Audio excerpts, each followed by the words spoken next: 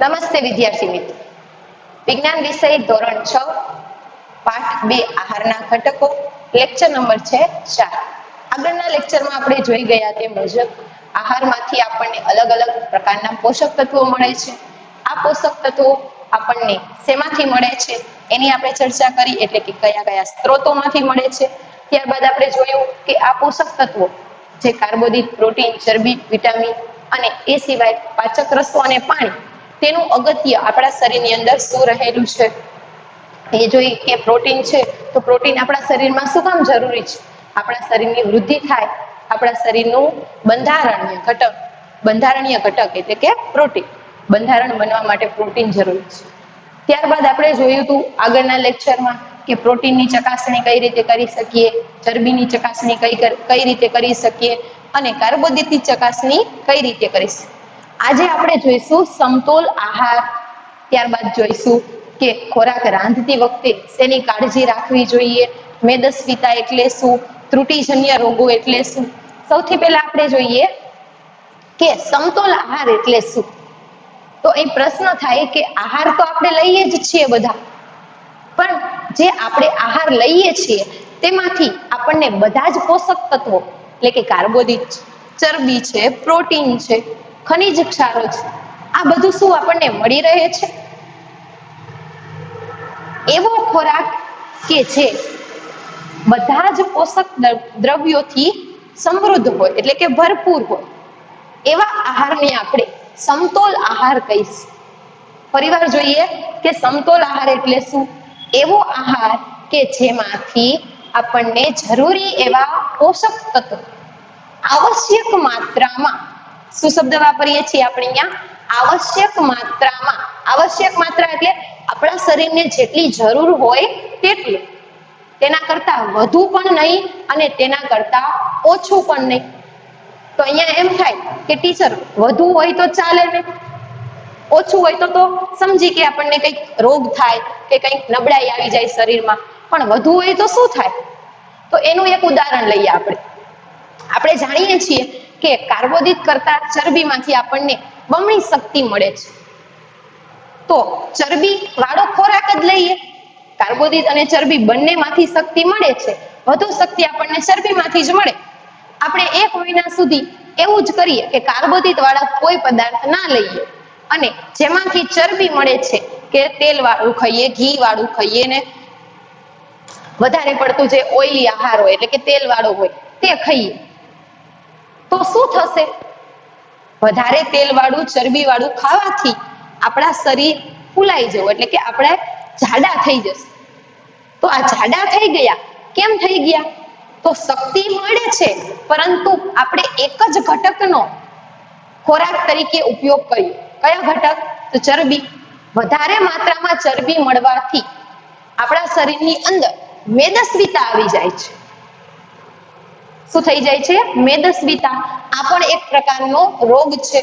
વધારે પડતા જાડા થઈ જાય લોકો એટલે શ્વાસ લેવામાં તકલીફ પડે, એવા રોગો થવા માંડે, ચાલી ના શકે, વધારે ગરમી થાય, આવી બધી ઘણી બધી સમસ્યાઓ થાય. મેદસ્વીતાને કારણે શરીરની અંદર ચરબી જમા થઈ જાય તો હાર્ટ એટેક આવવાની સંભાવના પણ વધી જાય છે. તો વધુ ચરબી વાળો ખોરાક લેવાથી પણ રોગ થઈ શકે છે. એટલે ટૂંકમાં જે જરૂરી છે આપણા શરીરને, જેટલું આવશ્યક છે, જેટલું જરૂરી છે તેટલું જ લેવું જોઈએ, એનાથી વધુ પણ નહીં અને એનાથી ઓછું પણ નહીં. હવે એ જોઈએ કે ઓછું લઈએ તો શું થાય છે. તો ઓછું લઈએ તો શું થાય? ધારો કે કોઈ બાળક છે તેને જન્મથી પ્રોટીન વાળો ખોરાક મળતો નથી, ત્યારે કોઈ દિવસ દૂધ પીધેલું નથી, તો આવા બાળકને જે વૃદ્ધિ છે, જે વૃદ્ધિનો દર છે એ સાવ ધીમો થઈ જાય, તેની વૃદ્ધિ થઈ શકતી નથી. કઠોળ ના લેતા હોય તો પ્રોટીનની ખામી હશે, જેનામાં ખામી એટલે કે ઉણપ, એની વૃદ્ધિ કુંઠિત થઈ જવી. કુંઠિત થઈ જવું એટલે શું? તો અટકાઈ જાય છે, તેની વૃદ્ધિ આગળ થતી નથી. બીજું શું થાય? પ્રોટીન ના મળે તો કે ચહેરો ફૂલી જાય, એટલે ચહેરો થોડો મોટો લાગે શરીરના પ્રમાણે, પગ ને હાથ પગ ને બધું પાતળું લાગે, જ્યારે ચહેરો કેવો લાગે? મોટો લાગે. વાળનો રંગ ફીકો થઈ જવો, એટલે આપણા જે વાળ શાઇનિંગ કરતા હોય એવા રહે નહીં સાવ. આછા ફીકા પડી જાય, ત્વચાનો રોગ થવા, ચામડીના જે રોગ છે, ત્વચા એટલે કે ચામડીના રોગ થાય. ત્યારબાદ બીજું શું થઈ જાય? પ્રોટીનની ખામીવાળા હોય તો જાડા થઈ જાય. આવી બધી ખામીઓ આપણા શરીરની અંદર જોવા મળે. જો આપણને પ્રોટીનની ઉણપ હોય, એટલે કે લાંબા સમય સુધી આપણને જો પ્રોટીન ના મળે તો સૌથી પહેલા આપણે અહીંયા જોયું કે સમતોલ આહાર કોને કીધો. બીજી વાર વ્યાખ્યા લઉં, સમતોલ આહાર એટલે શું? એવો આહાર કે જેમાંથી આવશ્યક માત્રામાં પોષક તત્વો મળી રહે છે. અહીંયા આપણે વ્યાખ્યા લખીએ.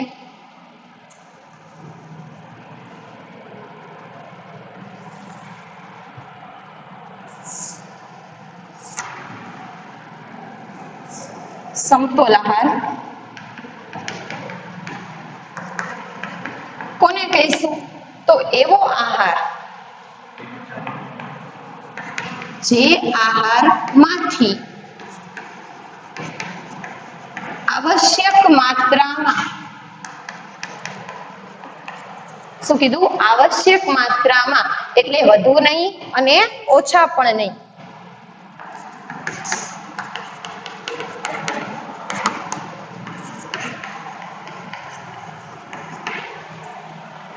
માત્રામાં પોષક તત્વો મળી રહે છે તેવા આહારને સમતોલ આહાર કહે છે.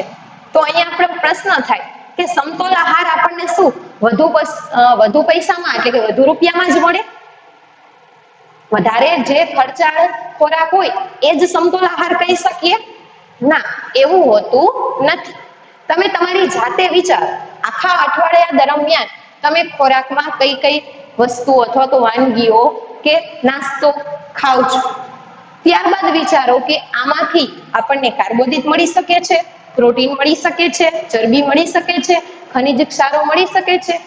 આ તમે શેની મદદથી કરી શકશો કે આમાંથી આ પદાર્થ મળે છે? આગળના લેક્ચરમાં આપણે જોયું તો તેવી રીતે કે કયા પદાર્થમાંથી આપણને શું મળે છે. બટાકા હતા તો બટાકાનું શાક ખાધું તો વિચાર કરીએ કે બટાકાના શાકમાંથી આપણને શું મળશે? બટાકામાં શું હતું? સ્ટાર્ચ હતું. એટલે કે આપણી જે કાર્બોદિતની જરૂરિયાત છે તે આપણને બટાકામાંથી મળી રહે છે. ત્યારબાદ ભાત લઈએ તો ભાત એક કાર્બોદિત સમૃદ્ધ ખોરાક છે. એમાં ભરપૂર માત્રામાં કાર્બોદિત હોય છે. તેના ઉપરાંત બીજા તત્વો પણ હોય, પણ વધુ માત્રામાં શું હોય છે? કાર્બોદિત હોય છે. તો આવી રીતે તમે આખા અઠવાડિયા દરમિયાન જોશો કે તમે શું ખાધું. તો રેગ્યુલર જે આપણે ખાતા હોય, દાળ ભાત શાક, રોટલી, ગોળ, પછી ખાટા ફળો ખાતા હોય તો એમાં લીંબુ ખાતા હોય, દાળિયા ખાતા હોય, ગોળ ખાતા હોય, અમુક વાર ફળ ખાતા હોય તો સફરજન, ચીકુ, નારંગી. તો આ બધી જ વસ્તુ જે આપણને જીવન જરૂરિયાત છે તે આસાનીથી મળી જાય. અહીંયા એવું જરૂરી નથી કે જે મોંઘો એટલે કે ખર્ચાળ ખોરાક હોય તે જ સમતોલ આહાર કહી શકાય. સમતોલ આહાર એટલે બધા જ પોષક તત્વો એમાંથી મળી રહેવા જોઈએ. એવું નહીં કે ખર્ચાળ ખોરાક એટલે સમતોલ આહાર. ત્યારબાદ આપણે જોઈએ કે શું સમતોલ આહાર લેવો પૂરતો છે? આપણે ખોરાક લઈ લીધો, આપણે બટાકાનું શાક બનાવી દીધું તો આપણને થઈ ગયું કાર્બોદિતની આપણી જે ક્ષમતા હતી શરીરની એ આપણી પૂરી થઈ ગઈ. પણ અહીંયા બીજી બાબત પણ ધ્યાનમાં રાખવા જેવી કે સમતોલ આહાર લેવો એટલું નહીં, પરંતુ ખોરાક રાંધતી વખતે એટલે કે બનાવતી વખતે આપણે અમુક વસ્તુઓની કાળજી લેવી જરૂરી છે. તો કઈ કાળજી આપણે લઈ શકીએ ખોરાક રાંધતી વખતે? તો સૌથી પહેલા લઈએ કે ફળો અથવા તો શાકભાજી લેતા હોય તો એને કાપ્યા પહેલા સરખી રીતે ધોઈ નાખવા. કાપી અને ધોવામાં આવે તો એમાંથી અમુક ખનિજ ક્ષારો તે નાશ પામી શકે છે. તેવી જ રીતે જે કાચા ફળો આપણે સફરજન કે ચીકુ કે દાડમની છાલ તો ના ખાઈ શકીએ, પણ સફરજન છે કે ચીકુ છે તો આ ફળોની છાલની અંદર પણ અમુક પ્રકારના ખનિજ તત્વો અને વિટામિન રહેલા હોય છે જે આપણે દૂર કરીને ખાવી ન જોઈએ. જો કાચા ફળોને છાલ સાથે ખાઈએ તો આપણને તે પોષક તત્વો મળી રહે. એટલે પેલી બાબત છે ધ્યાનમાં રાખવા જેવી બાબત રાંધતી વખતે અથવા તો ખોરાક લેતી વખતે, તો સૌથી પહેલા કાચા ફળો અને શાકભાજીને કાપીને ધોવા જોઈએ નહીં. ત્યારબાદ ફળો અને શાકભાજીની છાલ ઉતારવી જોઈએ નહીં. ત્યારબાદ ત્રીજો પોઈન્ટ જોઈએ તો ખોરાક રાંધતી વખતે બીજી શું કાળજી લેવી જોઈએ? તો ધારો કે આપણે કોઈ કઠોળ ને ગેસ ઉપર બાફવા મૂકેલ છે, તો એમાં વધારે પડતું કઠોળ થોડું હોય અને વધારે પડતું તમે પાણી ઉમેરી દો તો શું થશે? કઠોળ બફાશે પણ એના પોષક તત્વો છે તે અમુક પાણીની અંદર પણ ચાલ્યા જાય. કઠોળ બફાઈ ગયા પછી તમે એ પાણીને શું કરી દેશો? ફેંકી દેશો. તો જે પોષક તત્વો પાણીમાં ચાલ્યા ગયા હતા તે હવે તમને મળશે નહીં. એટલે જે બાફતી વખતે અથવા તો રાંધતી વખતે જેટલું જરૂરિયાત મુજબનું પાણી હોય એટલું જ લેવું જોઈએ, જેથી કરીને પોષક તત્વો નાશ પામે નહીં. અહીંયા આપણે બીજું ઉદાહરણ પણ લઈ શકીએ, જેમ કે ભાત રાંધતી વખતે પાણી મૂકીએ અને ભાત ચડી જાય એટલે રંધાઈ જાય, પછી જે વધારાનું પાણી છે તે આપણે દૂર કરી દઈએ છીએ, જેને ઓસામણ કહીએ છીએ, તો તે દૂર કરવું જોઈએ નહીં.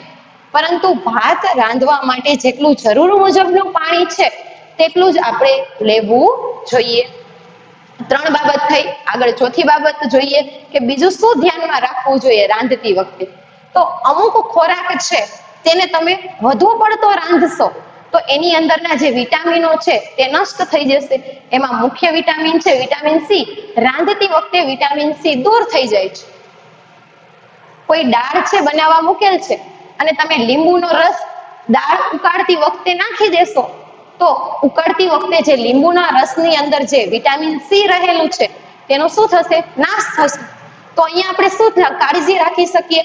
તો દાળ બની ગયા પછી જ્યારે આપણે ખાવા માટે લઈએ છીએ ત્યારે આપણે ઉપરથી લીંબુનો રસ એડ કરવો જોઈએ, એટલે નાખવો જોઈએ, જેથી જે આપણને વિટામિન સી છે તે નષ્ટ ન થઈ જાય અને આપણા શરીરને મળી રહે.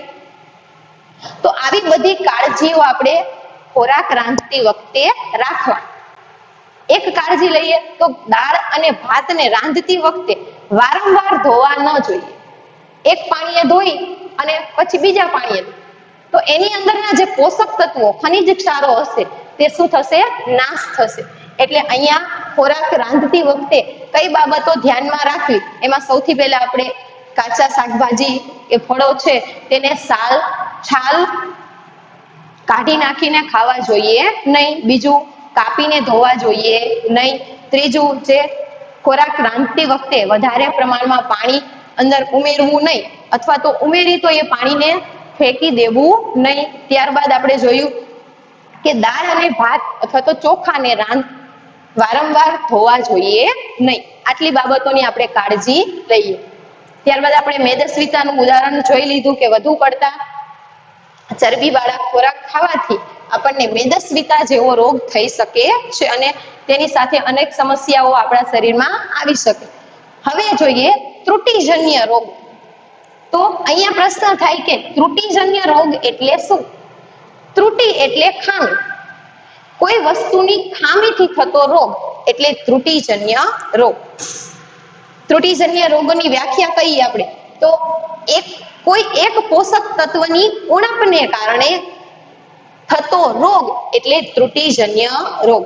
હવે તમને પ્રશ્ન થાય કે આપણે 2-5 દિવસ કાર્બોદિત વાળો ખોરાક ના લઈ તો શું ત્રુટિજન્ય રોગ થઈ જાય? ના, એવું હોતું નથી.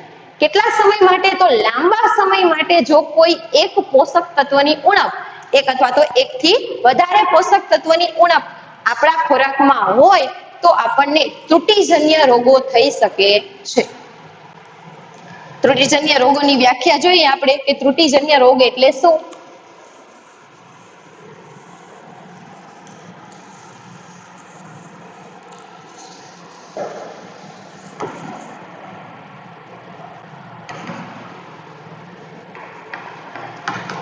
જે રોગ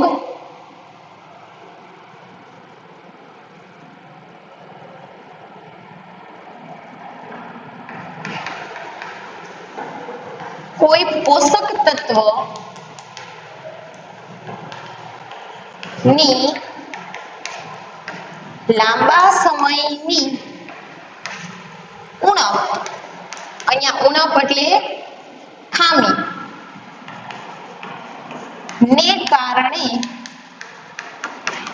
થાય, આવા રોગને રોગોને આપણે ત્રુટિજન્ય રોગો કહીએ છીએ.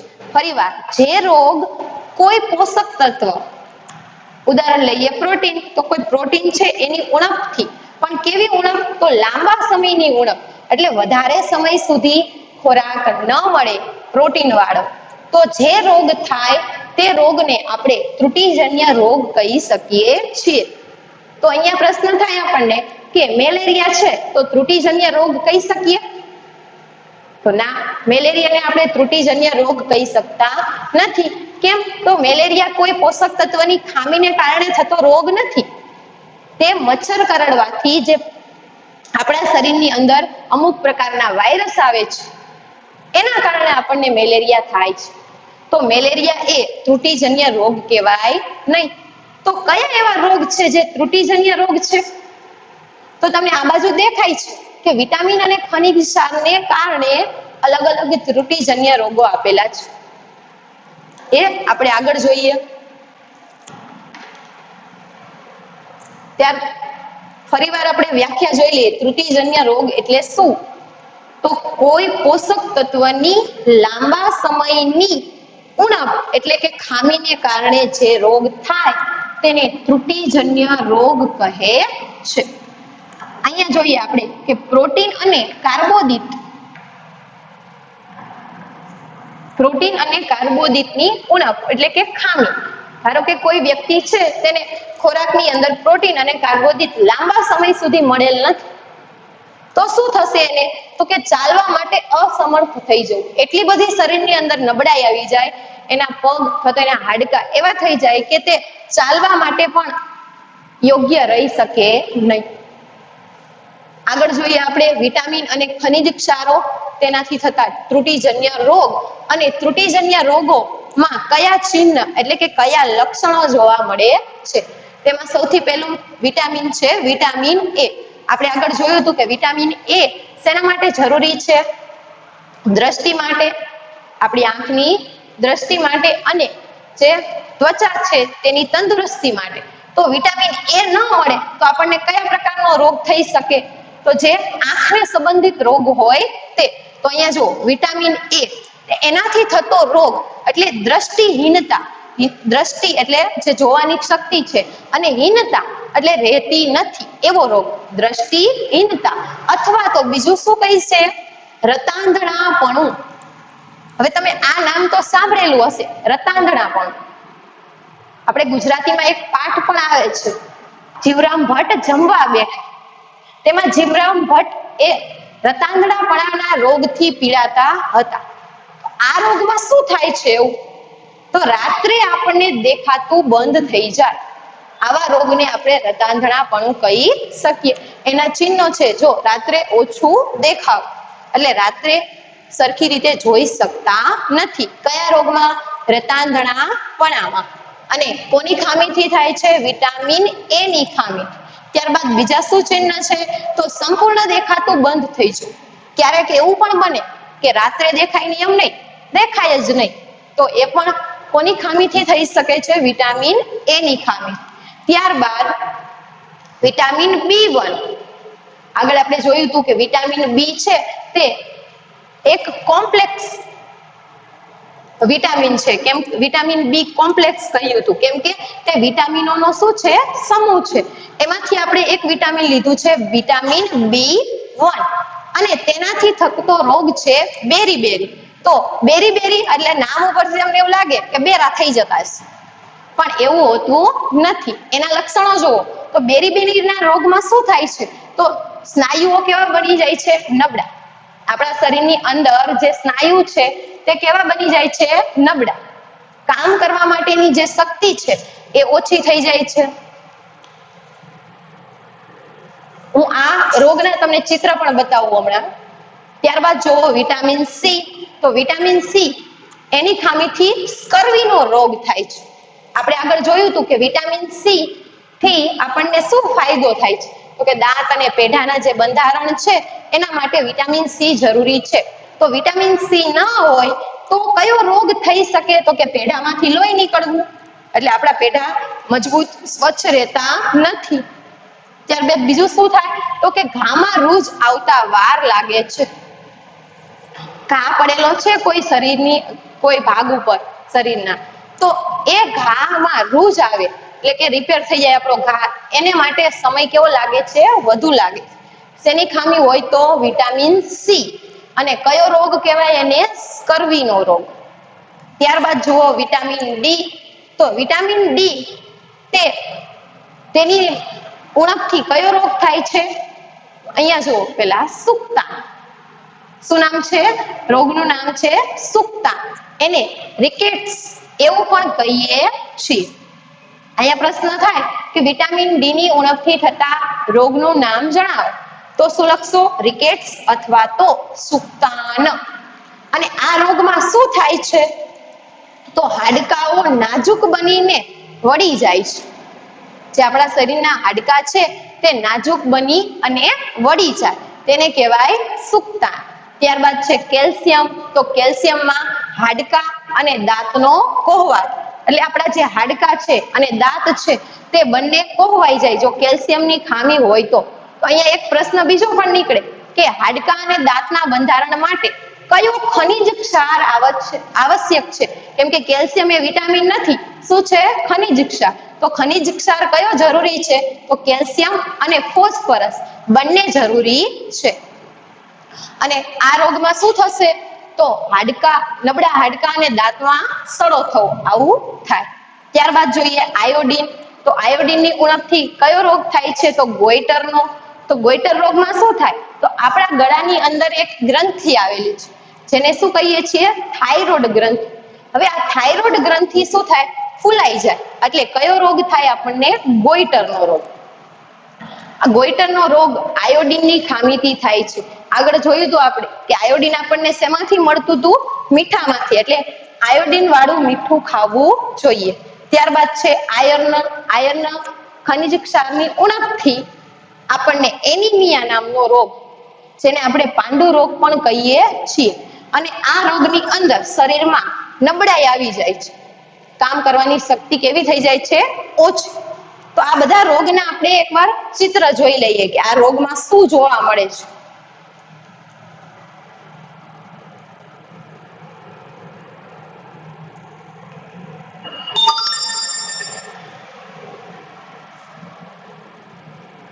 ચલો, આ છે પેલો રોગ, વિટામિન એ ની ખામીથી થતો રોગ, એટલે છે રતાંધણાપણ, જે તમે ચિત્રમાં જોઈ શકો છો, જે આંખનો રોગ છે.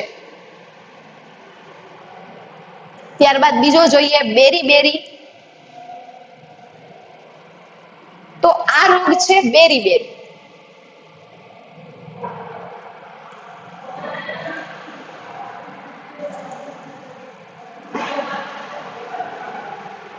આ રોગની અંદર શું થાય છે?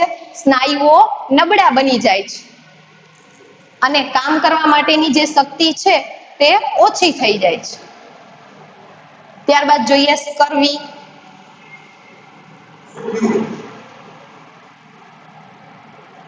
તો સ્કર્વીમાં પેઢાઓમાંથી લોહી નીકળવું, દાંતમાં સડો થવો, આ સ્કર્વીનો રોગ છે.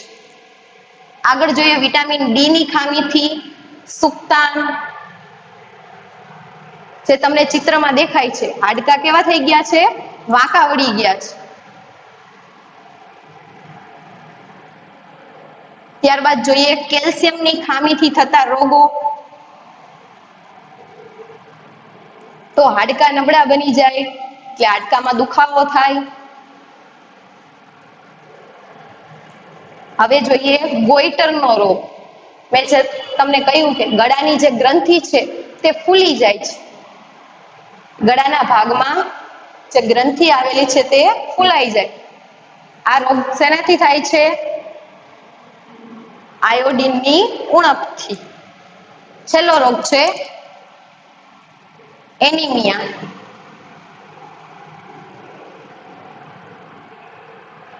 આ એનિમિયાનું ચિત્ર છે કે એનિમિયામાં શરીરમાં નબળાઈ આવી જાય છે.